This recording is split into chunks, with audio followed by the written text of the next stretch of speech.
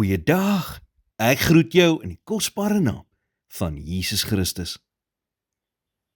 Verandering in hierdie lewe is onvermydelik. Ons almal weet dit.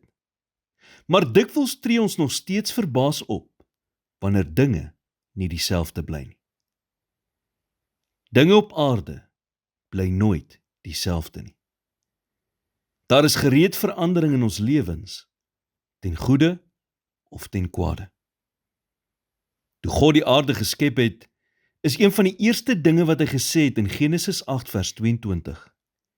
Van nou af sal al die dae van die aarde, saaityd en oestyd, koue en hitte, somer en winter, dag en nag nie ophou nie.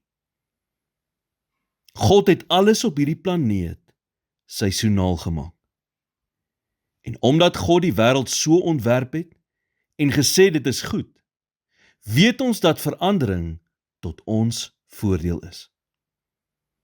Verandering verhoed dat ons selfvoldaan raak en leer ons om God te vertrou vir die dinge wat ons nie altyd verstaan nie. Verandering wat soms moeilike tye in ons lewens bring, maak ons meer afhanklik van God. Daar is geen groei sonder verandering nie.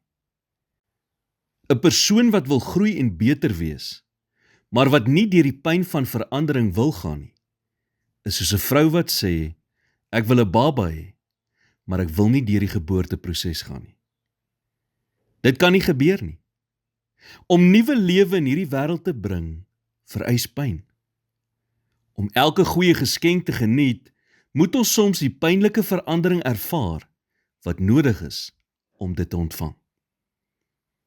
Die woord sê in Jeremia 1 vers 11 en 12. Verder het die woord van die Here tot my gekom en gesê, wat sien jy, Jeremia? En ek antwoord, ek sien 'n amandeltak. Toe sê die Here vir my, jy het goed gesien, want ek is wakker oor my woord om dit te volbring. Amandelbome blom baie vroeg in die lente. God sê hier vir Jeremia, dat net soos wat die amandelboom vinnig na die winter wakker word en begin blom, so sal hy vinnig wees om sy woord in vervulling te bring. Niks bly ooit dieselfde nie. Daarom kan jy hoop hê dat die winterseisoen waarin jy nou is, binnekort plek sal maak vir lente en nuwe dinge in jou lewe. Verandering sal nie altyd maklik wees nie. En jy mag dit dalk nie altyd verstaan nie.